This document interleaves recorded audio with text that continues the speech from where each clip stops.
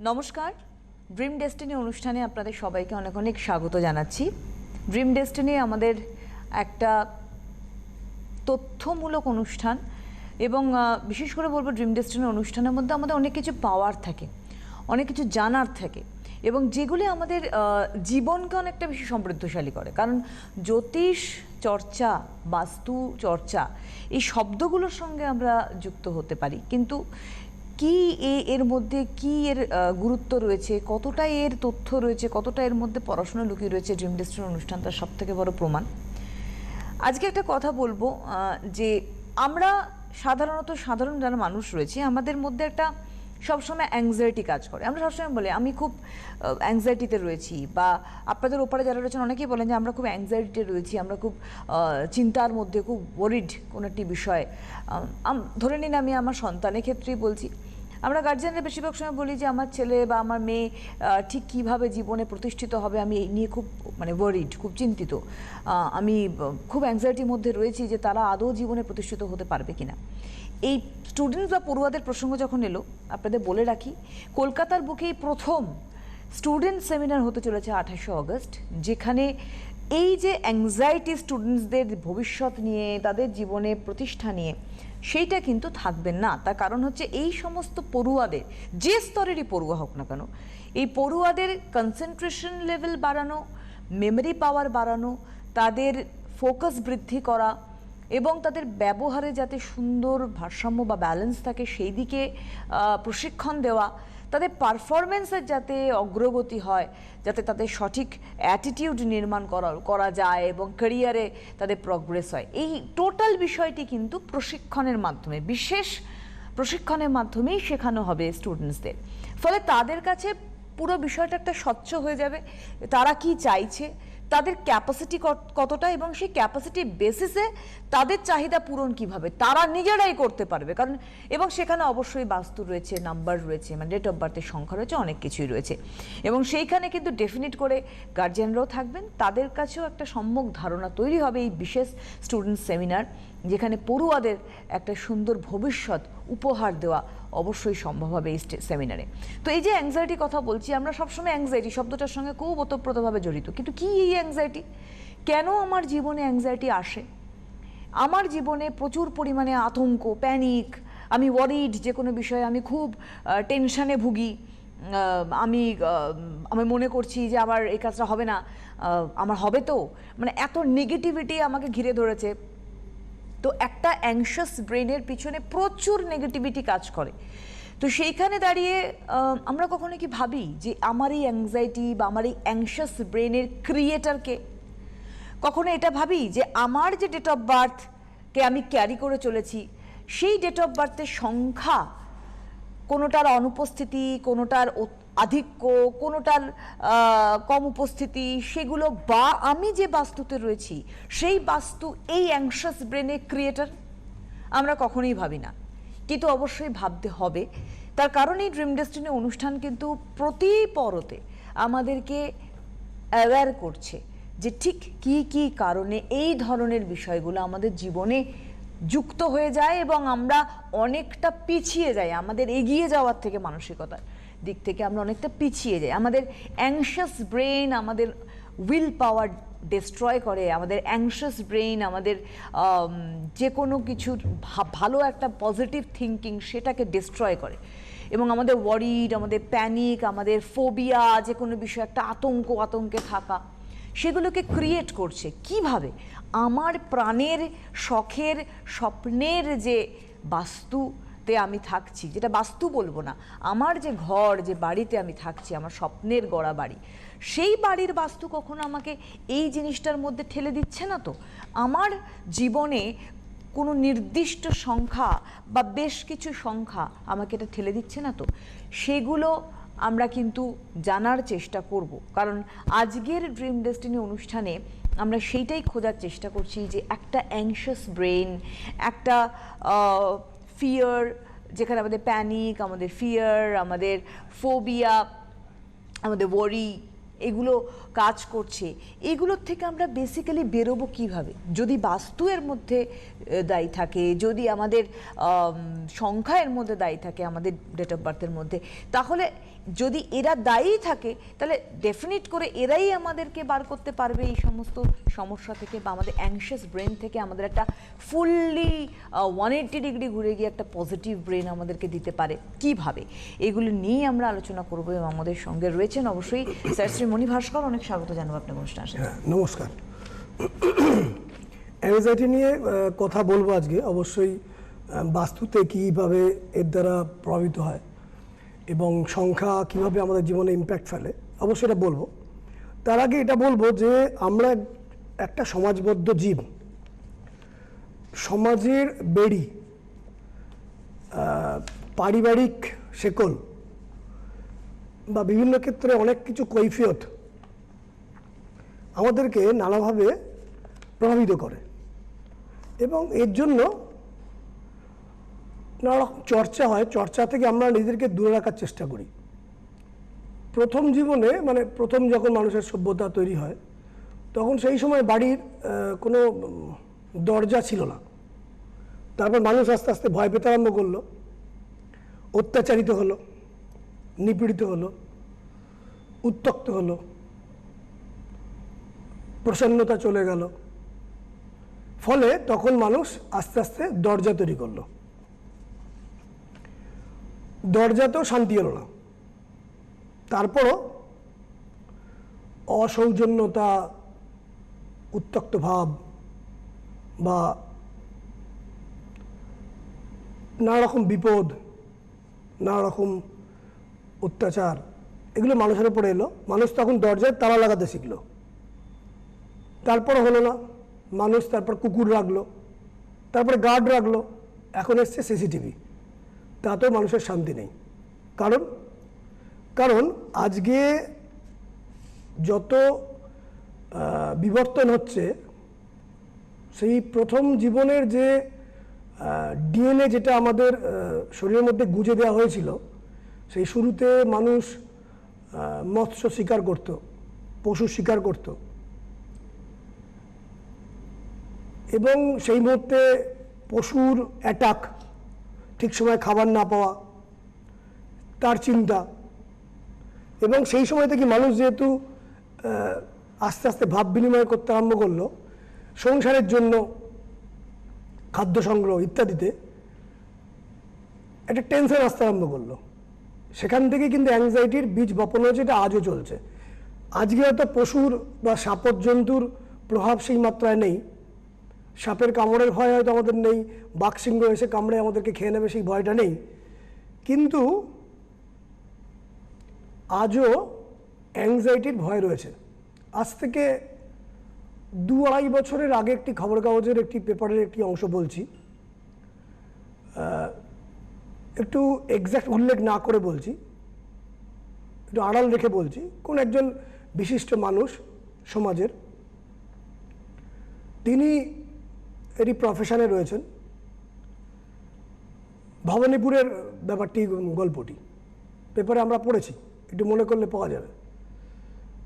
রাস্তা দিয়ে যাচ্ছিলেন, তা যাওয়ার সময় একটু স্পিডেই যাচ্ছিলেন। হঠাৎ করে একজন বয়স্ক ব্যক্তি একটি গাড়িতে ওঠেন তার সামনে। যেহেতু বয়স্ক ব্যক্তি, সেহেতু খুব ধীর স্থির হয়ে গাড়িতে উঠছে। একটু দেরি হচ্ছে। যেহেতু দেরি হচ্ছে, সেহেতু সেই যে প্রভাবশালী, যে নামী যে ব্যক্তিটি প্রফেশনে রয়েছেন, সে বারবার করে হর্ন দিচ্ছে তার কাজের তাড়া বা কোনো কারণে। বয়স্ক ব্যক্তির উঠতে একটু দেরি হয়, সে ধীরে ধীরে উঠছে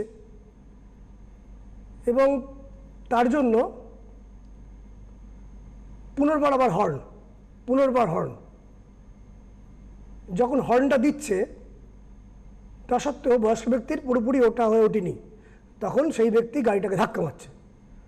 তখন বয়স্ক ব্যক্তি বেরিয়ে এসে বলল, তুমি গাড়িটাকে ধাক্কা মারছো কেন, বা আপনি ধাক্কা মারছেন কেন? সেই ভদ্রলোক বললেন, সরি। আবার গাড়ি, হর্ন এবং ধাক্কা। বয়স্ক ব্যক্তিটি আবার বাড়ির বাইরে বেরিয়ে এসে একটু উঁচু স্বরে কথা, সেই প্রভাবশালী বা সেই নির্দিষ্ট প্রফেশনে কাজ করেন নামী ব্যক্তিটি সপাটে থাপ্পড়ে বয়স্ক ব্যক্তিটির মৃত্যু সেখানে। এ নিয়ে নানাবিধ আলাপ আলোচনা হয়েছে, কিন্তু এরূপ ঘটল কেন? এরূপ ঘটার পেছনে হতে পারে সেই যে বয়স্ক ব্যক্তিটির বয়স্কতার সুযোগ নিয়ে বয়স্ক ব্যক্তিটি অতিরিক্ত ধীরে কাজ করছে, বাড়ির লোকের সাথে কথা বলে বেরোচ্ছে বা ইত্যাদি ইত্যাদি। হতে পারে যে প্রফেশনাল যে ব্যক্তিটি তার অতিরিক্ত তাড়া মানে তার হয়তো নির্দিষ্ট কোনো কাজ রয়েছে, যে কাজটা হয়তো জীবন মৃত্যু তুল্য কোনো কাজ। হতে পারে তার একটা সম্মান বা ইগো কাজ করছে, কেন রাস্তাটা এতক্ষণ ধরে আটকে রাখছে। হতে পারে অন্য কিছু, কিন্তু আলটিমেটলি এটা তো মানতেই হবে যে এই কাজটা ঘটার অন্যতম কারণ সেই যে প্রভাবশালী বা নামী ব্যক্তিটির নিঃসন্দেহে বুদ্ধির অপরিপক্কতা নয়, তার একটা টেনশন বা তার একটা অ্যাংজাইটি। এই টেনশন অ্যাংজাইটি আজকে আমাদের সমাজের একটা অন্যতম গুরুত্বপূর্ণ বৈশিষ্ট্য হয়ে পড়েছে। সমস্ত কাজেই টেনশন। আজকে যদি আমি একটা দিকে বলি, আপনি ভুটানে যান, ভুটানে গেলে দেখবেন ভুটানের যে রাজধানী সেখানে ট্রাফিক সিগন্যালের লাইট নেই অধিকাংশ, প্রায় 90% এরিয়া জুড়ে। মেন যে জাংশনগুলো সেখানে একটি কি দুটি পুলিশ থাকতে পারেন, সেখানে কোনো ট্রাফিক লাইট নেই। হলে আমাদের দেখুন, বাংলায় দেখুন, ভারতবর্ষে প্রতিটা মুহূর্তে প্রতিটা জায়গায় ট্রাফিক লাইট। ভুটানের থিম্পুতে আমি গিয়ে দেখেছিলাম যে সবাইকে এগিয়ে দেয়, মানে কেউ এসে তাড়া থাকলো বলে আপনি যান। এটা একটা জায়গা। আর একটা জায়গায় মানুষ আছেন হাওড়া স্টেশনে পৌঁছানোর জন্য বিভিন্ন জায়গা থেকে, হয়তো বর্ধমান থেকে, হয়তো ব্যান্ডেল থেকে, হয়তো শাওড়াপুলি থেকে, বা শিয়ালদা লোকাল কল্যাণী থেকে বা বনগাঁ থেকে যারা ওঠে, হুড়মুড়িয়ে উঠে কীভাবে সিটটাকে দখল করবে। এই দুটোর কোনোটাই যদি আমরা বিচার করি দেখব শুধুমাত্র জনসংখ্যার নিরিখের কারণে এটা ঘটছে, এটা একটা কারণ হতে পারে, কিন্তু এটাই একমাত্র কারণ নয়। তার কারণ আজকে প্রতি মুহূর্তে আমাদের টেনশন, হয়তো ট্রেনটা লেট করছে, অফিসে পৌঁছতে দেরি হচ্ছে, সেখানে মাইনে কাটা যেতে পারে বা কোনো কারণে অ্যাবসেন্ট হয়ে যেতে পারে। ট্রেনটা ঠিক টাইমে এসছে, আমার যেতে পৌঁছতে দেরি হলো, রাস্তার জ্যাম, বা আমি বেরোতে দেরি করেছি। ফ্লাইট লেট, তার জন্য নির্দিষ্ট আগে গিয়ে পৌঁছতে লেট, বা ফ্লাইটটা ধরতেই পারলাম না রাস্তার জ্যামের কারণে বা আমার কোনো কারণে। এখান থেকে টেনশন বা অ্যাংজাইটি তৈরি হলো। এই টেনশন বা অ্যাংজাইটি কারণটা আমি আগেই বলেছি যে এটা এই ডিএনএর মধ্যে আমাদের এটা তৈরি হয়ে গেছে। এটা কেন হচ্ছে? এই টেনশন বা অ্যাংজাইটি হওয়ার কারণ হচ্ছে আমাদের নানা ধরনের মাইন্ড আছে। 16 ধরনের মাইন্ড হয় বেসিক্যালি উপনিষদ বা যদি গীতা থেকে বার করি, মন, বুদ্ধি, চিত্ত, অহংকার, এই 4টে মেন মাইন্ড। কিন্তু এই 4টে মেন মাইন্ড ছাড়াও আমাদের মধ্যে আরও অনেক ধরনের মাইন্ড আছে। যারা সাইকোলজি নিয়ে পড়াশোনা করেন তারা জানেন। যেমন এনগেজিং মাইন্ড, একটা কোনো জিনিসে এনগেজ হয়ে রয়েছে, সে একটা অনায়াস চিন্তা করছে। ইভলিউশনারি মাইন্ড, জেনেটিক মাইন্ড, পিতামাতার থেকে পেয়েছি। কার্মিক মাইন্ড, কোনো কর্ম করেছি সেই কর্মটা ঢুকে আছে প্রিভিয়াস লাইফের mind. Atomic mind, processing mind, একটা ল্যাপটপ বা কম্পিউটার শুরু করতে গেলে প্রসেস হতে একটু কিছুক্ষণ টাইম লাগে। রিজলভিং মাইন্ড, আগলি মাইন্ড, দেখবেন ফেসবুকে বা বিভিন্ন জায়গায় বা বিভিন্ন ক্ষেত্রে খুব কুমন্তব্য থাকে। কুমন্তব্য তারা কেন করেন? কারণ অনেক জায়গায় কুমন্তব্য করা যায় না। এই সোশ্যাল মিডিয়াতে কুমন্তব্য করলে সেরূপ এখনও কোনো সম্ভবত আইনত কোনো কিছু আসেনি, সম্ভবত, আমি ঠিক জানি না, যে কারণে সে কুমন্তব্য করছে। হয়তো সেই ব্যক্তিটির কোনো কারণে মাথা গরম রয়েছে তার বসের সঙ্গে, বা কুমন্তব্য করছে, হয়তো সে কারুর ভাড়াটে হয়ে থাকে, তার বাড়িওয়ালার বিরুদ্ধে তার একটা মন্তব্য আছে, তার মাথা গরম আছে, সেটা সেখানে সে বমি করছে। বা রাস্তায় কোনো একটি ছেলেকে ধরে মারা হচ্ছে, সে হয়তো চুরি করেছে বা করেনি, পাশ থেকে 2-4টে কিল মেরে দিল, হ্যাঁ। চড় অন্য কেউ মেরে দিল, সে আসলে তাকে মারছে না, তার ভেতরে সেই অনেকের আগলি এনার্জি সে যেটা রিসিভ করেছে সেখানে সে প্রয়োগ করছে। ফলে ugly mind, complex mind, pleasurable ecstasy mind, সুখ শান্তির একটা চরম উত্তেজনাযুক্ত mind, satisfied mind, hard mind, weak mind, short mind বলছে, উইক মাইন্ড, এরকম 16খানা মাইন্ড আছে। এই 16খানা মাইন্ড আমাদের জীবনে প্রভাবিত করে, প্রতি মুহূর্তে প্রভাবিত করে।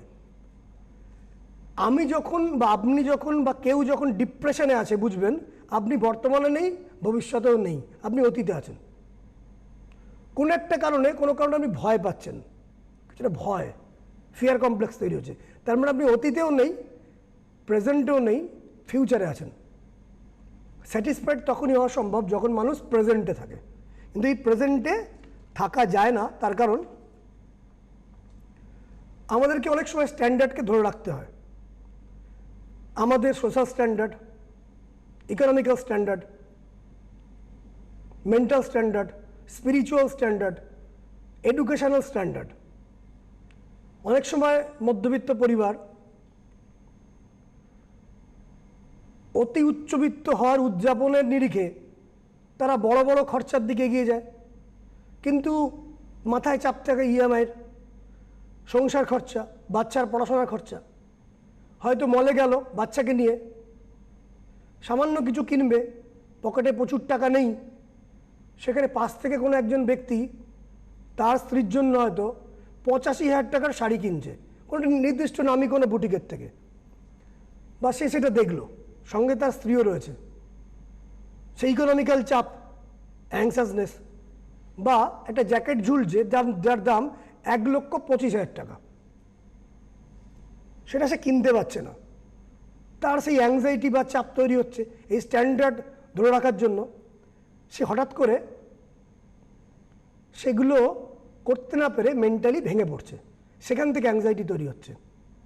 শুধু তাইও নয়, হয়তো কোনো একটি বিশিষ্ট অনুষ্ঠান হয়তো রাত্রি 2-2-2:30 অবধি চলছে, সে কানে এত উত্তক্ত হয়ে যাচ্ছে, বা পাড়ার কোনো ক্লাবে রাত্রি 10টা অবধি কন্টিনিউয়াস আওয়াজ বা ছ্যাবলামি, সেই ব্যক্তিটি হয়তো অফিস থেকে নানা রকম টেনশন নিয়ে এসছে, তার ছেলেটি হয়তো সামান্য কোনো বই পড়তে পড়তে পাশ থেকে একটি খাতা দিয়ে হয়তো ছিঁড়ছে, সপাটে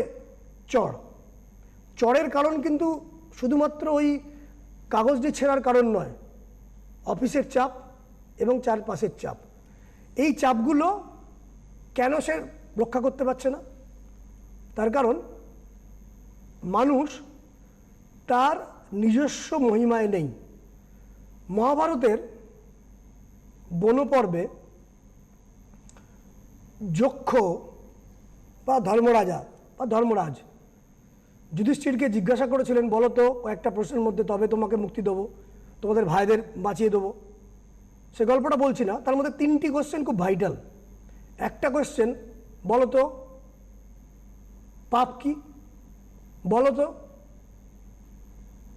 কোন রোগ ইনকিউরেবল, মানে সারে না, কোন শত্রু বলো তো অজেয়। যুধিষ্ঠির বলেছিলেন যে পাপ হলো আত্মবিসরণ, মানে বিস্মরণ, মানে আমি কি সে ভুলে গেছে। বলো তো ইনকিউরেবল ডিজিজ কি? তখন যুধিষ্ঠির বললেন লোভ। বলো তো অজেয় শত্রু কি? বলছে ক্রোধ। তো এই যদি আমরা আত্মবিস্মরণ হয়ে যাই যে আমাদের মধ্যে ঈশ্বর সেই শক্তি দিয়েছে, আমরা যে কোনো পরিস্থিতি কন্ট্রোল করতে পারি। কারণ জ্ঞান বুদ্ধিকে স্থির করে, জ্ঞান বুদ্ধিকে স্থির করে, বুদ্ধি ধৈর্যকে স্থির করে, ধৈর্য মনকে স্থির করে, জ্ঞান বুদ্ধিকে স্থির করে, বুদ্ধি ধৈর্যকে স্থির করে, ধৈর্য মনকে স্থির করে। ধৈর্যযুক্ত, প্রশান্ত বুদ্ধিযুক্ত, আত্মমহিমাযুক্ত, যে জ্ঞানযুক্ত যে মানুষ, স্থিরীকৃত মন, হৃদয়ে প্রেম আনে, আবেগকে কন্ট্রোল করে। প্রেমযুক্ত, নিয়ন্ত্রিত, আবেগযুক্ত যখন হৃদয় তৈরি হয়, তখন সামর্থ্যবান আত্মার শক্তি তৈরি হয়। মানুষ প্রতিনিয়ত কিছু না কিছু চিন্তা করে। এই চিন্তা সবসময় এই প্রকাণ্ড ব্রহ্মাণ্ডের মধ্যে তরঙ্গ সৃষ্টি করে এমন নয়। তার কারণ সেই চিন্তা গাঢ় নয়, হালকা হালকা চিন্তা। তো আমাদের অ্যাংজাইটি আসে এই কারণে, কারণ অ্যাংজাইটি হওয়ার জন্য আমরা ছোট ছোট অশক্ত ভুল ভুল চিন্তা আমাদেরকে শেখাই। আপনি হয়তো পাশের বাড়ির কোনো একটা কাকাতুয়াকে, আপনারও বারান্দা, সেখানে বারান্দায় কাকাতুয়া ঝুলছে, তাকে কিছু গালিগালাজ শেখাচ্ছেন ডেলি একটু একটু করে। সেই কাকাতুয়া বাড়ির লোককেও সেই গালিগালাজ দিচ্ছে। তো বাড়ির লোক ভাবছে শিখলো কোথায়? তো শেখাচ্ছেন আপনি। তেমনি আমরা আমাদের মনের কাকাতুয়াকে আমরা স্থিরীকৃত জ্ঞান, সংযম আচরণ, সামর্থ্যবান হতে শেখাই না। যখন আমাদের চিন্তা স্থির হয়, তখন এই ব্রহ্মাণ্ডে তরঙ্গ সৃষ্টি করে। যখন এই তরঙ্গ প্রগাঢ় হয়, তখন তাকে স্থির ইচ্ছা বলে। স্থির ইচ্ছা যখন সংকল্পযুক্ত হয়, তখন তাকে চেতনা বলে। চেতনা যখন কৌশলের সঙ্গে মেশে, যে কৌশল জনকল্যাণের নিমিত্ত, আলটিমেট জনকল্যাণের নিমিত্ত, সেই চেতনাযুক্ত ভারী ইচ্ছা শক্তিকে, যা সংকল্পযুক্ত, তাকে চৈতন্য বলে। যখন চৈতন্যযুক্ত ইচ্ছা ব্রহ্মাণ্ডে আমরা ছাড়ি, তখন সেই ইচ্ছাই অনন্তের ইচ্ছা হয়ে যায়। আমরা যখন বাড়ি থেকে বেরোই বা ঘরের মধ্যেও হাওয়া বাতাস আসার জন্য জানলা খুলি,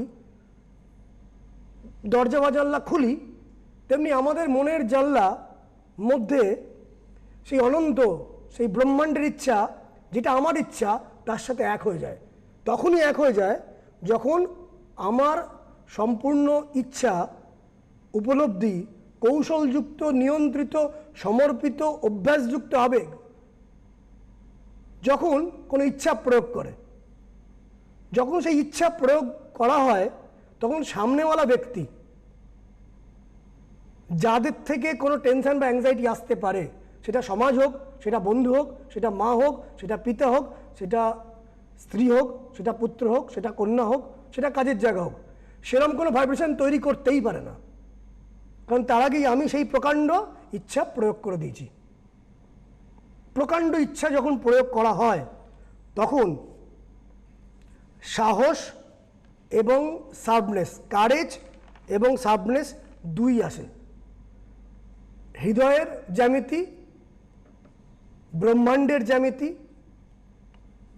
এবং ব্রেনের জ্যামিতি, geometry of brain, geometry of heart and geometry of universe যখন একত্র কথা বলতে আরম্ভ করে, তিনটে এনার্জি একত্র হয়, তখন মানুষ মেন্টালি বোল্ড হয়, ইমোশনালি শার্প হয়, ফিজিক্যালি স্ট্রং হয়, জয়ফুল হার্ট হয়।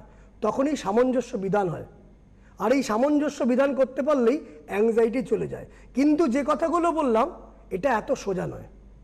কিভাবে এই সামঞ্জস্য বিধান করলে অ্যাংজাইটি কাটতে পারে, বাস্তু কি করে, সংখ্যা কি করে, সেটা আগামী দিন বলবো আমি।